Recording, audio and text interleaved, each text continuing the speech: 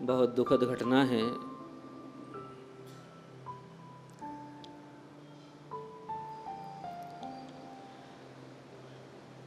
और बहुत पीड़ित करने वाली बात है।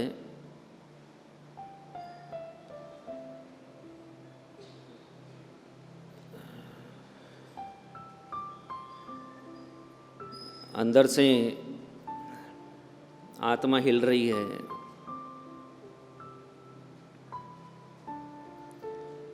वो इसलिए हिल रही है कि पूरा समाज मिलकर के हत्या की प्रार्थना करेगा।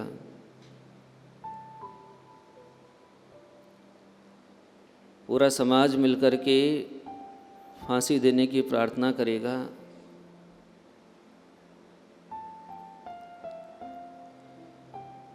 जहाँ हम लोग एक चींटी को बचाते हैं, एक जीव को बचाते हैं,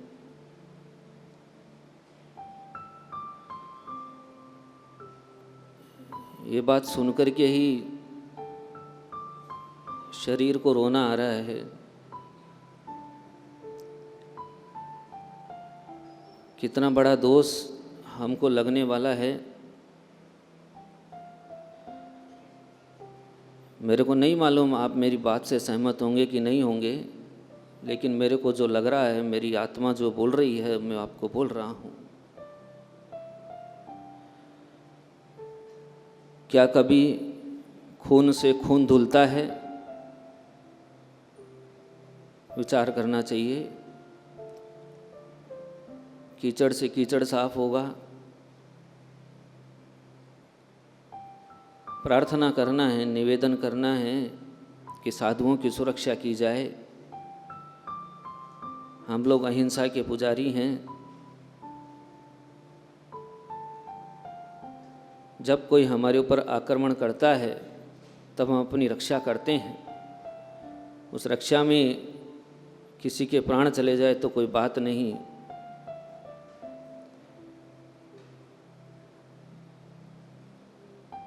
आप सब प्रबुद्ध जन हैं, इस पर गंभीरता से विचार करना चाहिए कि भगवान आदिनाथ से लेकर आज तक के युग में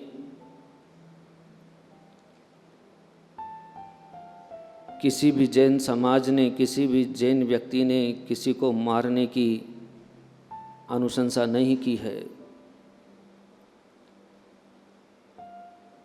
जब आचार्य शांति सागर जी महाराज जी के ऊपर उपद्रव आया था राजा खेड़ा में, और 500 लोग नंगी तलवार हाथ में लेकर के पूरे संघ को मारने के लिए आ गए थे, और मार ही दिया था ऐसा समझ लो। तब भी आचार्य शांति सागर जी महाराज जी ने उनको उपदेश दिया। पुलिस जब उनसे बात करने आई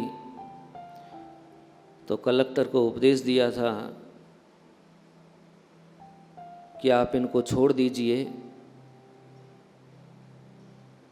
हमारा इनसे कोई वैरभाव नहीं है।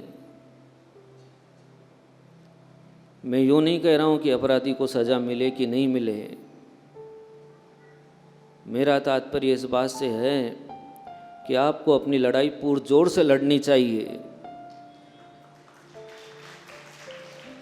पूरी ताकत से लड़नी चाहिए, लेकिन उसमें हम जिन सिद्धांतों को लेकर चलते हैं, जिनकी हम पूजा करते हैं, वो हमारा सिद्धांत खंडित नहीं होना चाहिए।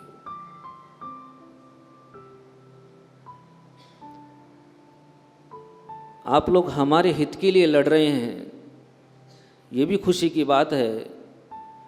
और आप जिस लड़ाई को लड़ रहे हैं उसके लिए पूरे दिगंबर संतों का आपको आशीर्वाद है। लेकिन जियो और जीने दो वाला धर्म, उसके सिद्धांत खंडित नहीं हो, वो बाधित नहीं हो। ऐसा करके ही हम लोग ये कार्य करें।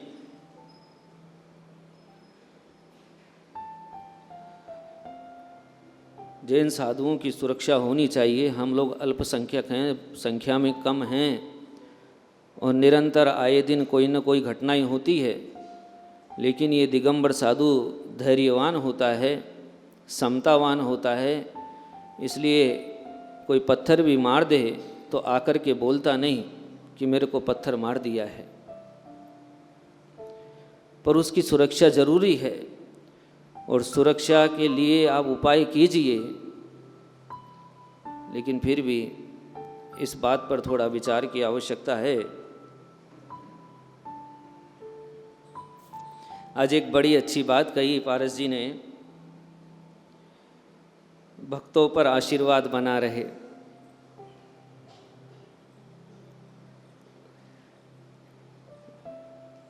कौन कौन भक्त नहीं है जरा बताओ मुझे, हाथ खड़े करो। सभी भक्त हैं और सबको आशीर्वाद चाहिए।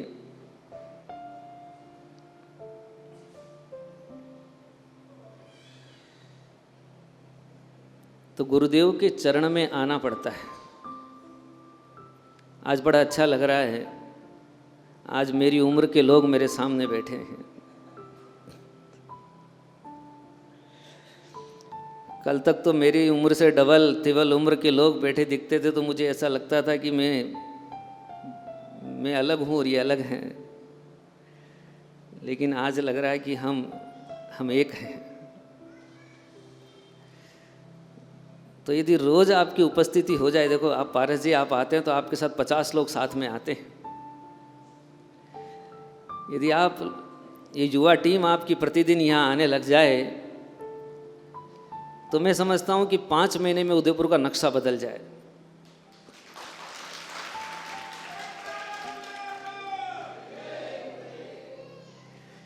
तो मेरा इन युवाओं को आमंत्रण है कि आप लोग कोई नियम नहीं लेना, हम लोग जबरदस्ती दें तो भी नहीं लेना, लेकिन यहाँ पर गुरुदेव के मुख से नमोकार महामंत्र पर बहुत विशद व्याख्यान हो रहा है, जो भगवान महावीर के मुख से निसृत है। उस व्याख्यान को सुनने के बाद नमोकार महामंत्र पर अद्भुत श्रद्धा हो जाती है। अभी युवाओं में वो श्रद्धा की कमी झलकने लगी है। यदि आचार्य श्री का ये व्याख्यान प्रतिदिन आप लोग सुनेंगे तो नमोकार मंत्र पर इतनी अगाध श्रद्धा आपको हो जाएगी कि आपकी बड़ी सी बड़ी कठिनाई भी इस नमोकार मंत्र के उच्चारण से दूर हो जाएगी। मुझे याद आ रही है एक छोटी सी बालिका की कहानी।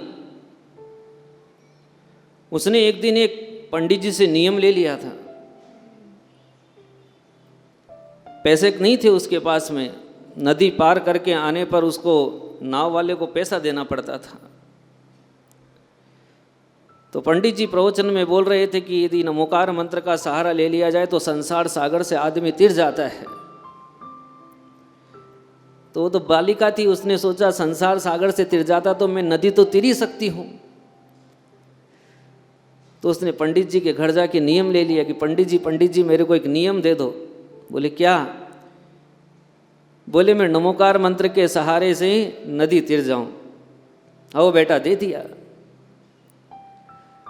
और नमोकार मंत्र पर वो पंडित जी के व्याख्यान सुन करके उसको इतनी अगाध श्रद्धा हो गई कि वो नदी के पास गई, अपनी टोकरी उठाई, सिर पे रखी, छाछ बेचने आती थी। अब छाछ तो बिक गई थी, तो खाली टोकरी सिर पे रखी और नदी में चल दी। बेहिचक बेखटक धड़ाधड़ चलती नदी में।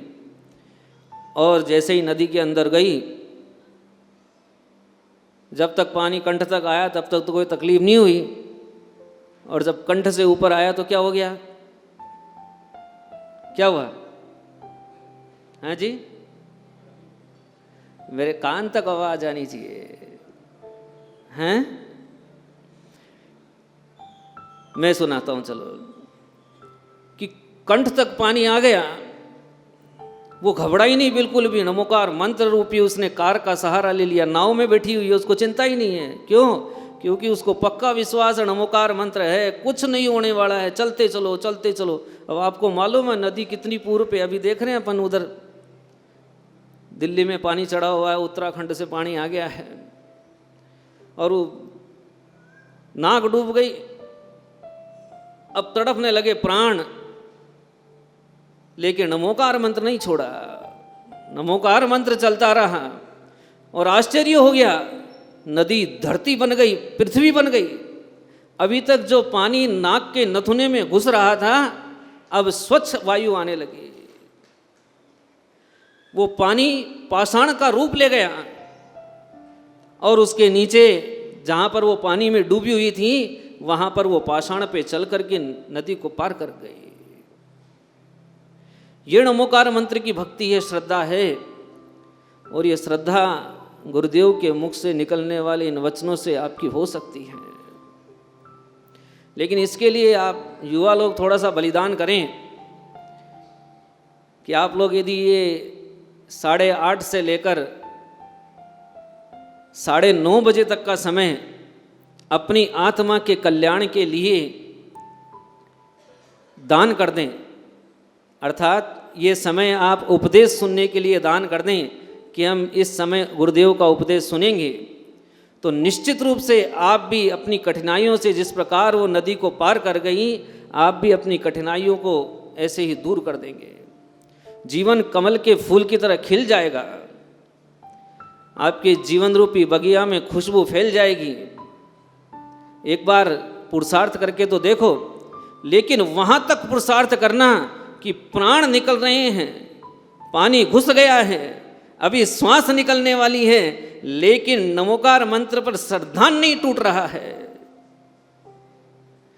उसको तो मालूम ही नहीं था नमोकार मंत्र क्या है, लेकिन श्रद्धा इतना मजबूत हो गया कि प्राण जा रहे हैं लेकिन श्रद्धा नहीं टूट रही है। उस अटूट श्रद्धा ने उस पानी को पाषाण बना दिया। और एक बार नहीं, ये तो परीक्षा थी, और अब तो जब वो नदी में आती थी तभी वो नदी पाषाण का रूप धारण कर लेती थी। परीक्षा एक ही बार होती है, परीक्षा में पास हो गया फिर कोई कठिनाई नहीं, फिर बेधड़क चलते चलो। और जब तक परीक्षा नहीं है तब तक सावधान रहने की आवश्यकता होती है। और परीक्षा हो गई, उसके बाद में पास हो गया, अब क्या तकलीफ़ है? अब कोई तकलीफ़ नहीं है। तो इस प्रकार से अपने को क्या करना चाहिए? आपको व्हाट्सएप के माध्यम से सूचना देना चाहिए कि 20 तारीख को मौन प्रदर्शन किया जाएगा, जैसा कि हमारी जैनों की संस्कृति है। और आपकी इस संस्कृति से ही जैन धर्म विश्व में विख्यात है कि ये धर्म वाले कभी भी तोड़ फोड़ में, हिंसा में विश्वास नहीं रखते। भारत सरकार का इतिहास गवाह है कि आज तक जैन समुदाय ने कभी किसी भी सरकारी संपत्ति की तोड़फोड़ नहीं की है, उन्होंने किसी को नुकसान नहीं पहुंचाया है। और पूरे विश्व के लोग जानते हैं कि ये वो समाज हैं जिस समाज के होने से ही भारत आज तक जिंदा है। यदि इस भारत में जैन समाज नहीं होते तो ये भारत कभी का मर गया होता। इसकी पहचान इस पीछे से है। सम्राट अशोक, जिनका चिन्ह आज भारत की राजमुद्रा पर अंकित होता है, वो चिन्ह भगवान महावीर का चिन्ह है। वो साफ इंगित करता है कि ये भारत भगवान महावीर का अनुयायी है।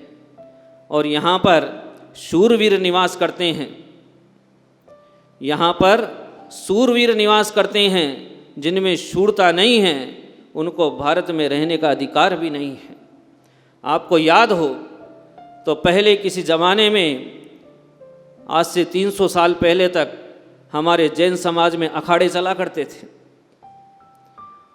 हर एक मंदिर के नीचे, हर एक समाज के नीचे एक अखाड़ा होता था। उसमें युवाओं को शक्ति दी जाती थी, उनको बोलने के गुण दिए जाते थे। और जो कोई धर्म की तरफ आंख उठाकर देखता था उसकी आंख को नीचे करने के गुण दिए जाते थे। लेकिन इतना इतना समृद्ध समाज होने के बाद भी कभी किसी ने किसी जीव को मारा नहीं, उसको सद्बुद्धि दी है, उसको प्रेरणा दी है, उसके लिए हम लोग ढाल बन के आगे खड़े हुए हैं और हमने सबको प्राण दिए हैं। आज गुरुओं के ऊपर प्राण रक्षा की बात है, आप लोगों ने मौन प्रदर्शन करने का जो बेड़ा उठाया है, इसके लिए आप सब लोग आशीर्वाद के पात्र हैं। और ये कार्य आपको बड़ी सूझबूझ से इस तरीके से करना है जिससे हमारे जैन धर्म के जो नियम हैं, हमारे जो सिद्धांत हैं, वो बाधित नहीं हो, कहीं से भी इस प्रकार का संदेश नहीं जाए कि ये जैन समाज हिंसक हो गई है। ये आज तक की हमारी थाती है, इस थाती को सुरक्षित रखें। यदि हमने ये थाती सुरक्षित रखी तो हमारा जीवन, हमारा ये समाज, आपकी आने वाली पीढ़ी आपको युगों युगों तक आशीर्वाद देती रहेगी। इन सब के साथ में बोलिए परम पूज्य हाँ आर्य का सुभगमती माता जी, आर्य का सुभगमती माता जी जिनकी संलेखना अभी यहाँ चल रही है। परसों के दिन आर्य का सुभगमती माता जी ने यम संलेखना ग्रहण कर ली है। यम संलेखना का तात्पर्य होता है चारों प्रकार के आहार पानी का त्याग कर देना। जिस दिन संस्त्रारोहण किया था उस दिन माताजी दिग्बंधन में बंधी थी। उन्होंने मार्जन कर लिया था, उन्होंने नियम कर लिया था कि मैं 2 अन्न 3 हरी 2 पेय इनको रख कर के सब प्रकार के आहार का त्याग करती हूँ। उन्होंने नियम कर लिया था कि मैं इस सन्मति भवन की भूमि को छोड़ करके बाहर नहीं जाऊंगी।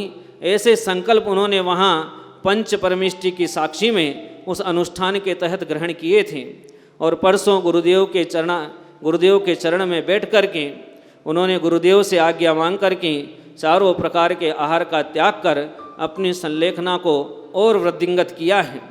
जिस प्रकार सम्राट चंद्रगुप्त अपने गुरु के साथ में एक दिन कश्मीर की तराई में घूम रहे थे। एक छोटा सा बालक, उस समय एक गांव के बाहर एक व्यक्ति ने उनसे पूछा कि तुम क्यों घूम रहे हो। चंद्रगुप्त के गुरु का नाम था चाणक्य। ये चाणक्य जब नंदवंश को नाश करने के लिए उसने शपथ ली थी कि मैं नंदवंश का सफाया करूँगा, उस शपथ को पूर्ण करने के लिए वो एक योग्य शिष्य की तलाश में इस भारतवर्ष में घूम रहा था। तब कश्मीर की तराई में उसने एक गांव में एक चौपाल पे जाकर के बैठ गया और वहाँ अपना माथे को ढूंढ रहा था। तब उस गांव के एक मुखिया ने आकर के उससे प्रश्न किया कि हे विप्रवर, तुम यहाँ पर क्यों बैठे हो और क्या सोच रहे हो। तो चाणक्य ने सोचा ये मेरी क्या इच्छा पूर्ण करेगा, इसलिए कोई जवाब नहीं दिया। लेकिन उस गांव के मुखिया ने बड़े प्रेम से उससे फिर पूछा।